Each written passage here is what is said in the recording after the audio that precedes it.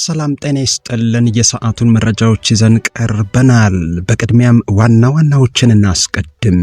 አፋርና ትግራይ በሚዋሰኑበት መጋሌ ወረዳ አካባቢ ያለው ውጥረት አሁንም አይሎ ቀጥሏል። የአፋር ክልል መጋሌ ወረዳ ዋና አስተዳዳሪ በአካባቢው ስላለው ጦርነትና ውጥረት ማብራሪያ ሰጥተዋል። የትግራይ ክልል ሰላምና ጸጥታ ቢሮ ኃላፊ ብርጋዴር ጀነራል ተክላይ ጦርነቱን በተመለከተ ምላሽ ሰጥተዋል። ጉዳዩን አስመልክተው ከትግራይ ክልል ጊዜያዊ አስተዳደር መግለጫ ተሰጥቷል።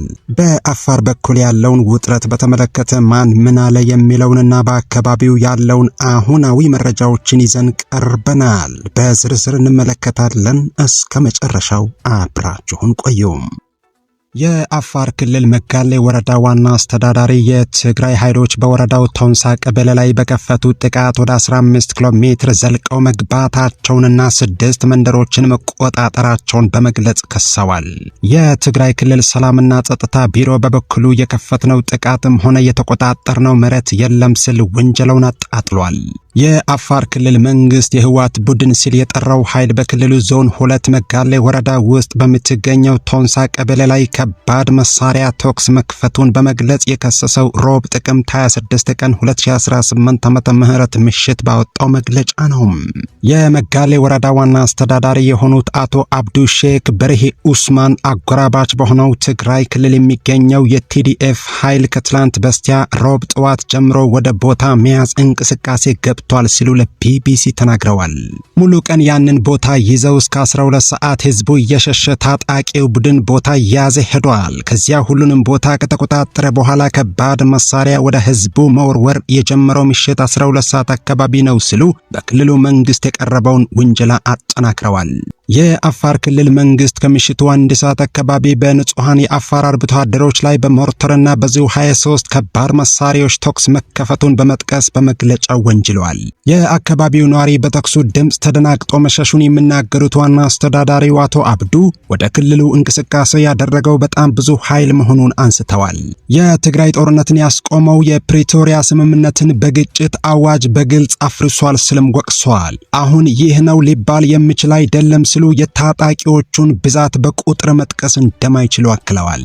መጋሌ ወረዳ ከትግራይ ክልል ጋር በ4 ወረዳ እንደሚዋሰን የሚናገሩት አቶ አብዱ በዚያ ግንባር ሙሉ ኃይሉ ገብቷል ብለዋል። ታጣቂው ኃይል 6ና በዚያ አካባቢ ሌሎችን መንደሮችን ይዟል። ለህዝብ መሰብሰቢያ የሚሆኑ ማለት ነው። በቦታ ስፋት ግን ወደ 15 ኪሎ ሜትር ወደ ውስጥ ዘልቆ ገብቷል ሲሉ ከሰዋል። ዋና አስተዳዳሪው በታጣቂዎች ቁጥጥር ስር እንደሆኑ የጠቀሷቸው ካርፋቱ፣ አለ ጉቢ፣ ሚልኪ፣ ጎሬአይ፣ ጉላ ዲዳና ዳልጊና የተባሉ መንደሮችን ነው። አቶ አብዱ አክለውም የቀበሌውን ማዕከል እስካሁን ያልያዙም፣ ግን ከማዕከል ውጭ ያሉ 1 ኪሎ ሜትር ርቀት ላይ ያሉ አካባቢዎች ሙሉ በሙሉ በእነሱ ቁጥጥር ውስጥ ናቸው ብለዋል። እንደ ዋና አስተዳዳሪው ገለጻ በታጣቂዎች እጅ ወድቀዋል የተባሉት አካባቢዎች ነዋሪ የነበሩ ሰዎች ወደ አቶምሳ ቀበሌ ማዕከልና አሩሪ የሚባል አካባቢ ሸሽተዋል።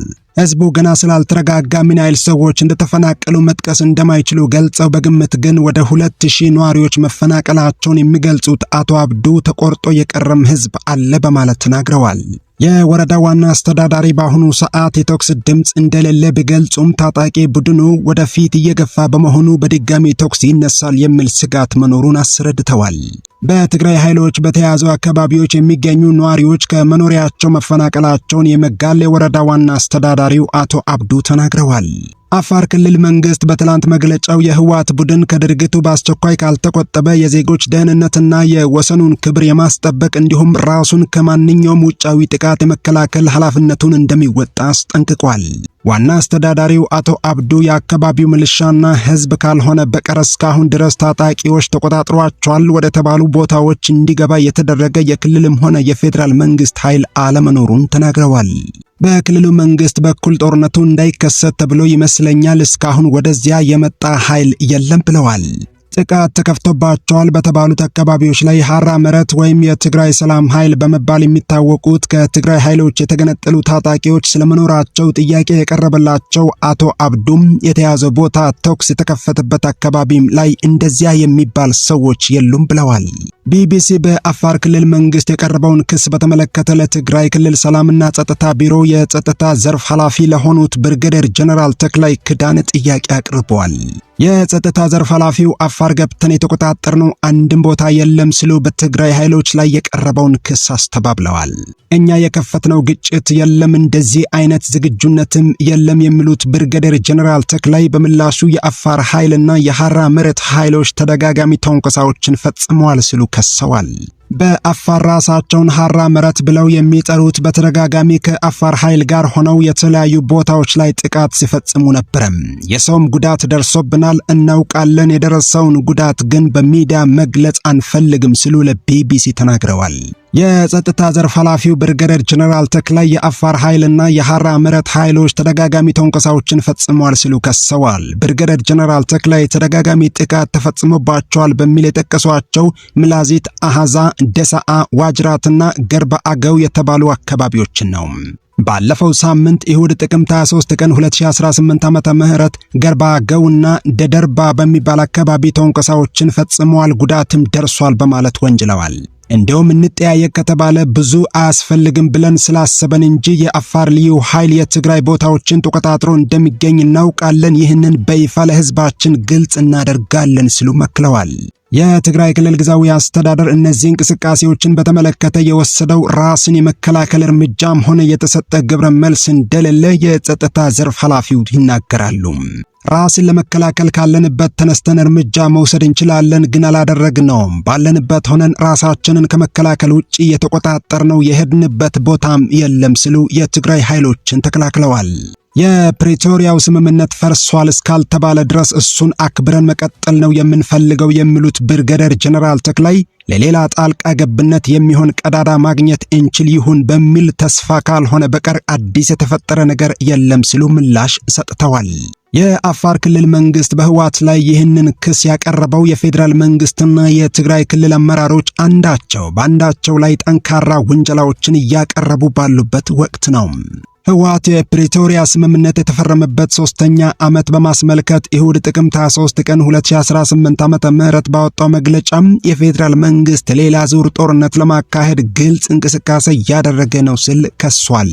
የፌዴራል መንግስት ታጣቂዎችን በመመልመል በማሰልጠንና በማደራጀት የትግራይ ህዝብ እርስ በርሱ እንዲዋጋ እየሰራ እንደሆነ በመጥቀስም ወንጅሏል።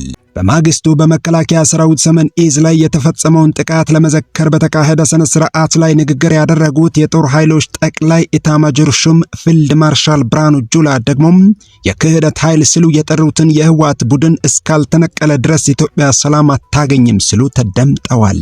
ጉዳዩን አስመልክቶ ከትግራይ ክልል ጊዜያዊ አስተዳደር መግለጫ ተሰጥቷል። ከትግራይ ክልል ጊዜያዊ አስተዳደር የተሰጠው መግለጫም እንዲህ ይላል። ከቅርብ ጊዜ ወዲህ ሰላማዊውንና ፖለቲካዊውን ሂደት የሚያናጉ ክስተቶች እንዲሁም የፕሪቶሪያን ስምምነት የሚጎዳ እንቅስቃሴዎችን እየተመለከተ ነው።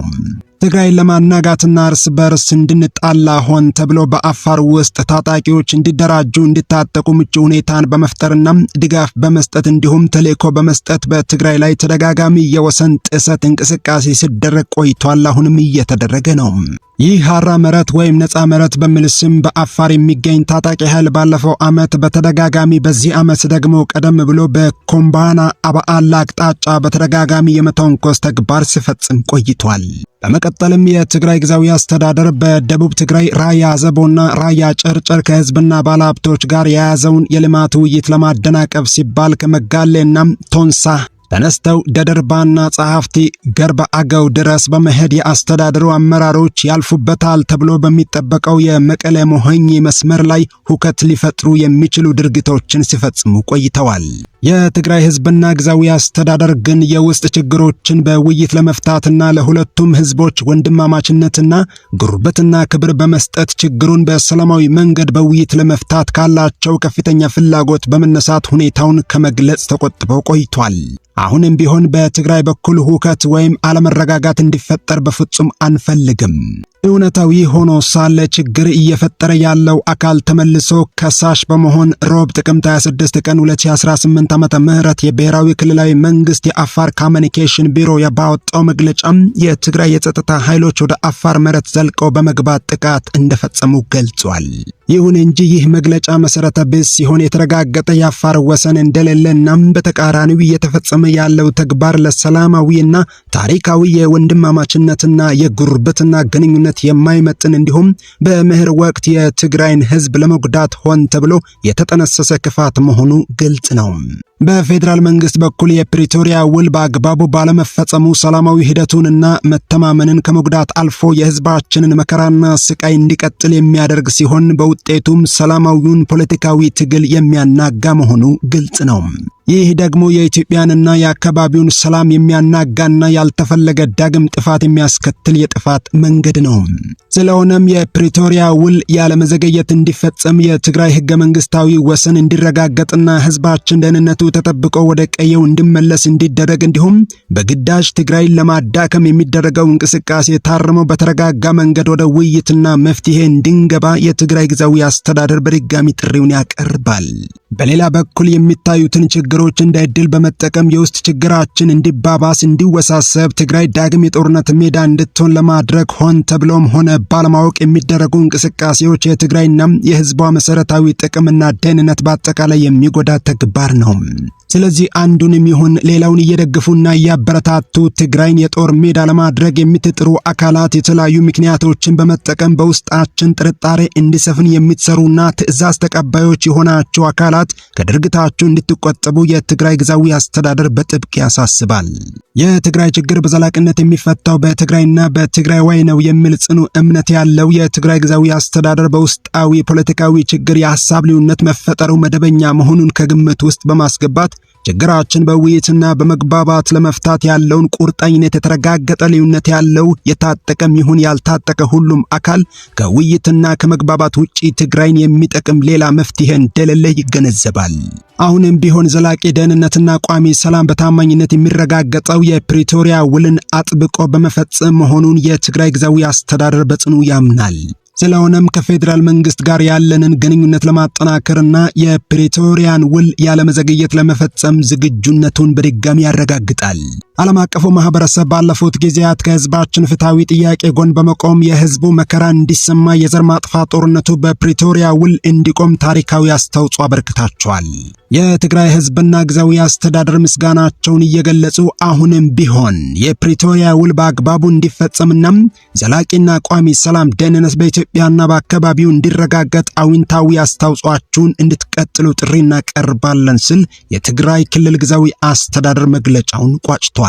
ጠቅላይ ኤታማዦር ሹም ፊልድ ማርሻል ብርሃኑ ጁላ በቅርቡ አነጋጋሪ ንግግር ማሰማታቸው ይታወሳል። የፕሪቶሪያ ስምምነት ከተፈረመ ወዲህ በህወሓት የተፈጸሙ ተንኮሳዎች፣ ስራዎችና ሴራዎች ወደ ጦርነት ለመግባት በቂ ናቸው ሲሉ በህወሓት ውስጥ አሉ ያሏቸውን የተወሰኑ ቡድኖች ወንጅለዋል። የጠቅላይ ሚኒስትሩ የምስራቅ አፍሪካ ጉዳዮች አማካሪ አቶ ጌታቸው ረዳ በበኩላቸው ሮብ ምሽት በማህበራዊ ሚዲያ ገጻቸው ላይ ባሰፈሩት አጭር ጽሑፍ የፌዴራል መንግስትን ጎትቶ ወደ ግጭት ለማስገባት እየሞከረ ነው ያሉትን ኃይል ኋላ ቀር ቡድን ሲሉ ከሰዋል። ይህ ቡድን የፕሪቶሪያን ውል ለመቅደድ ሁሉንም አይነት ተንኮሳ ሞክሯል ያሉት የቀድሞ የትግራይ ክልል ጊዜያዊ አስተዳደር ፕሬዝዳንት አሁን ደግሞ በአፋር በኩል ነገር እየቆሰቆሰ ነው ብለዋል። ቡድኑ ይህን ያደረገ ያለው ከዚህ ቀደም ለነበሩ ተንኮሳዎች ግብረ መልስ ሳይሰጥ የቀረውን የፌዴራል መንግስትን ጎትቶ ወደ ግጭት ለማስገባት እንደሆነ በጽሑፋቸው አስፍረዋል። ይህ እንቅስቃሴ ባለቃቸው ትዕዛዝ እየተፈጸመ ያለ የሻዕቢያ አጀንዳ ነው ብለዋል። አቶ ጌታቸው ለዚህ ተግባር ቀንደኞቹ ፈጻሚዎችና ተጠያቂዎች በሚል የጠቀሷቸው የትግራይ ክልል ሰላምና ጸጥታ ቢሮ ኃላፊ የሆኑትን ሜጀር ጀነራል ፍስሐ ክዳኑ ማንጁስ እና ሜጀር ጀነራል ዮሐንስ ወልደ ጊዮርጊስ መድድን ነው። አቶ ጌታቸው እየተደረገ ነው ያሉትን እንቅስቃሴ ማስቆም የሚችሉትም እነኚሁ ከፍተኛ የጦር አዛዦች እንደሆኑ ገልጸዋል።